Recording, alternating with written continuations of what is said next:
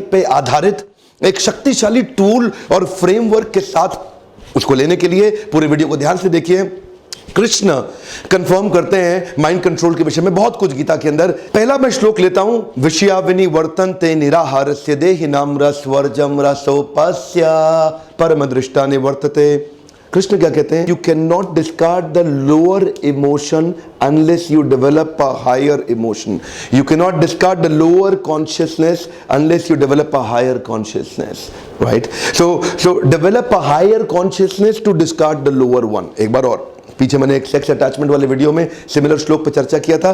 Develop a higher consciousness to discard the lower one. सबसे पहला rule क्या है? ना तो आप माइंड कंट्रोल कर सकते हो कभी भी, ना ही आप इमोशन कंट्रोल कर सकते हो कभी भी, ना ही आप मूड कंट्रोल कर सकते हो कभी भी। तो आप कर क्या सकते हो? आप इनको रिप्लेस कर सकते हो। कम ऑन, क्या कर सकते हो?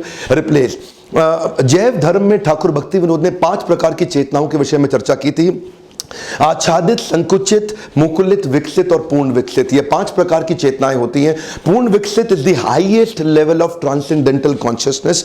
आप किस कॉन्शियसनेस में जी रहे हैं उसको क्या धीरे धीरे अपलिफ्ट कर सकते हैं। You can not resolve a problem at a level of consciousness which has created it. एक बार और, कम ऑन, आप उस समस्या को सॉल्व ही नहीं कर सकते जिस चेतना में उस समस्या को उत्पन्न किया गया था। अगर आप लोअर लेवल ऑफ कॉन्शियसनेस, आच्छादित, संकुचित के लेवल पे फंसे हुए हैं और यहां आप समस्या महसूस कर रहे हैं, तो इस समस्या को जिस चेतना ने इस समस्या को प्रोड्यूस किया, उसी चेतना में रह के आप इस समस्या को रिजॉल्व नहीं कर सकते। पहला रूल क्या है? अपनी चेतना को उठाना पड़ेगा। कम ऑन, क्या करना पड़ेगा? Raise the level of consciousness, develop a higher consciousness to discard the lower one. परम दृष्टा निवर्तते, नहीं तो तकलीफ रहेगा। अब कृष्ण से छठे अध्याय के 34वें श्लोक के आसपास चर्चा हुई कृष्ण और अर्जुन की कि माइंड कंट्रोल करें कैसे। अर्जुन क्या कहते हैं? मुझसे तो माइंड कंट्रोल होता ही नहीं भगवान। तो छठे अध्याय में कृष्ण कहते हैं, असंशयम महाबाहो हो मन दुर्निग्रहम चलम अभ्यासेन तु कौन्तेया वैराग्येन च गृह्यते। कम ऑन, अभ्यास वैराग्य, अभ्यासेन तु कौन्तेया वैराग्येन च गृह्यते। अभ्यास और वैराग्य के द्वारा ही होगा, नहीं तो असंशयम महाबाहो, हे महान बलशाली भुजाओं वाले अर्जुन, आपसे भी मन्ना दुर्निग्रहम चलम, माइंड कंट्रोल नहीं होने वाला। तो बोला फिर करना क्या है? अगर मैं भी नहीं कर सकता तो करना क्या है? तो कृष्ण ने क्या कहा? कुछ अभ्यास और कुछ वैराग्य। आप जानना चाहते हैं क्या अभ्यास क्या वैराग्य? अभ्यास बिल्ड करना है ऊंची चेतना में आने के लिए, वैराग्य क्रिएट करना है इस चेतना में रोकने के लिए जो सोर्सेज हैं उनसे वैराग्य क्रिएट करना। अब ये करेंगे कैसे? देखिए, ध्यान दीजिए, आपका माइंड बैंक एक स्टोर हाउस की तरह काम करता है। उस स्टोर हाउस में बहुत प्रकार के पुरानी एक्सपीरियंस और पुरानी लेवल की कॉन्शियसनेस के द्वारा इमोशंस ऑलरेडी हैं। कुछ छुपे हुए, दबे हुए, कुछ उठे हुए, कुछ निकले हुए, अलग अलग प्रकार के उस डेटा बैंक के अंदर इमोशंस हैं। There are 36 types of strong emotion, जिसमें से पहले 12 नेगेटिव इमोशन, बीच के 12 थोड़े न्यूट्रल इमोशन और अगले 12 बड़े स्ट्रॉन्ग पॉजिटिव प्रोडक्टिव इमोशंस। आपके पास मेमोरीज हैं, आपके स्टोर हाउस के अंदर माइंड में मेमोरीज है। उन मेमोरी में एक्सेस करिए पहले किसी इंसिडेंट को जो प्रोडक्टिव इमोशन से जुड़ा हुआ इंसिडेंट था।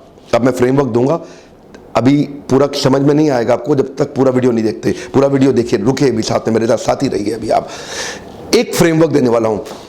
प्रोडक्टिव इमोशन की मेमोरी को वापस रिवाइव करना है। याद करिए वो दिन जो आपकी लाइफ का हाईएस्ट अचीवमेंट का दिन था।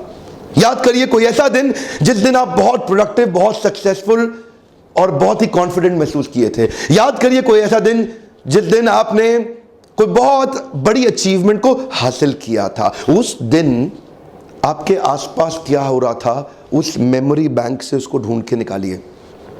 ढूंढिए उस मोस्ट प्रोडक्टिव जो एक्सपीरियंस था आपके जीवन का, जो बहुत, उस दिन आप बहुत खुश थे।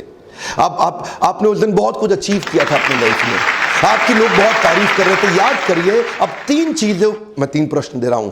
See what you saw, feel what you felt, hear what you heard। देखिए, see what you saw, पहला चीज, उस दिन आपके आसपास कौन था, उस सबको देखिए। दूसरा, hear what you heard, लोग आपके बारे में उस दिन क्या बात कर रहे थे, उसको याद करिए। उसके बाद फील व्हाट यू फेल्ट, उस समय आपके मन में क्या इमोशंस थे, आप कैसा सांस ले रहे थे, आप कैसा एक्सपीरियंस कर रहे थे, आपके कंधे कैसे थे, आपका चेहरा कैसा था, आप कैसा फील कर रहे थे उस दिन। इन 3 प्रश्नों के उत्तर को ढूंढिए। यानी कि 2 स्टेप्स हैं। पहला स्टेप, वो इंसिडेंट जो मोस्ट प्रोडक्टिव इंसिडेंट था आपकी लाइफ का, उसको ढूंढ के लाइए। अपने मेमोरी बैंक से निकाल के लाइए। दूसरा, 3 प्रश्न लीजिए, अपने आप से करिए। सी व्हाट यू सॉ, देखिए उस दिन क्या हो रहा था आपके आसपास, कौन कौन था। हियर व्हाट यू हर्ड, लोग आपसे क्या बात कर रहे थे आपके साथ में। फील व्हाट यू फेल्ट, आपका फिजियोलॉजी और साइकोलॉजी कैसा था उस समय, उसको वापस रिवाइव करके लाइए। ये 3 प्रश्नों का जब उत्तर मिलेगा तो वो न्यूरो पाथवे खुल जाएंगे आपके।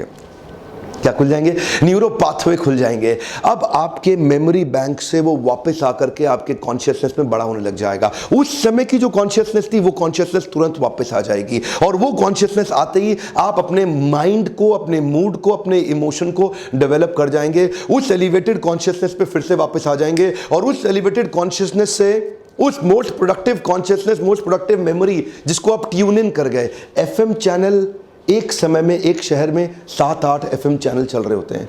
आप ट्यून इन करते हैं और बेस्ट एफएम चैनल को चूज करने का अधिकार है आपके पास। एक समय में 700 टीवी चैनल्स हैं आपके टेलीविजन पे। किस चैनल को आप ट्यून इन करना चाहते हैं और किस चैनल को आप सिलेक्ट करना चाहते हैं, उसका पूरा अधिकार है आपके पास। There is a range of emotions in your life. कपड़े खरीदने जाते हैं आप किसी शोरूम के अंदर, there is a range of clothes in the showroom. अभी जो पहला कपड़ा मिला, ऐसा नहीं कि आप वही लेकर के पहन लेते हैं, आप चूज करते हैं जो आपको सबसे ज्यादा सूट करता है, जो आपके लिए ठीक है, जो आपके लिए अच्छा है। ठीक उसी प्रकार से do not have the experience, create and choose your experience. एक बार और बड़ी अच्छी बातें बोल देता हूं बीच बीच में मैं, come on. Do not have experience, create and choose your experience. अपने मेमोरी बैंक में जाइए, निकालिए, ढूंढ के निकालिए। सी व्हाट यू सॉ, उस दिन क्या हो रहा था, लोग आपसे क्या बात कर रहे थे, वो सारी मेमोरी को बड़ा करते जाइए, बड़ा करते जाइए, बड़ा करते जाइए। और जब आपकी कॉन्शियसनेस उस मेमोरी से भर जाएगी, आप उसी कॉन्शियसनेस, एलिवेटेड, सबसे मोस्ट प्रोडक्टिव कॉन्शियसनेस के पीक स्टेट पे, पीक परफॉर्मेंस, प्रोडक्टिविटी वाली कॉन्शियसनेस में एंटर कर गए। जैसे ही आप इस लेवल पे आए, अब क्या होगा, अब आपके पास यही हाईएस्ट मोस्ट प्रोडक्टिव मूड और वो वही माइंडसेट फिर से आ गया। स्टूडेंट्स जो पढ़ाई कर रहे हैं, मेरे टूल्स को ध्यान से देखते रहिए। मैं आपके लिए कई ऐसे टूल्स डालने वाला हूं, क्योंकि स्टूडेंट्स मुझसे इंटरेक्ट कर रहे हैं। आजकल मैं स्टूडेंट्स के लिए फ्री सेमिनार्स की तैयारी भी कर रहा हूं। 15 अप्रैल को मेरा पहला फ्री बड़ा सेमिनार स्टेडियम में होने वाला, इंदिरा गांधी स्टेडियम में, और उसके बाद आपके शहरों तक पहुंचूंगा। देखिए, मैं मुख्य तौर पर 3 बातें बताई। पहला स्टेप है choose your memory. So your choice of memory will develop, second step, a corresponding consciousness. उस मेमोरी में क्या कॉन्शियसनेस थी, सेकंड स्टेप कॉरस्पॉन्डिंग कॉन्शियसनेस अभी मिल जाएगा आपको। आपको चॉइस ऑफ मेमोरी, उससे क्या आएगा आपका कॉरस्पॉन्डिंग कॉन्शियसनेस। इसको बोलेंगे it will determine how do you feel now, how do you feel now. हाँ, तो पहले मेमोरी ढूंढिए, उससे आपका कॉन्शियसनेस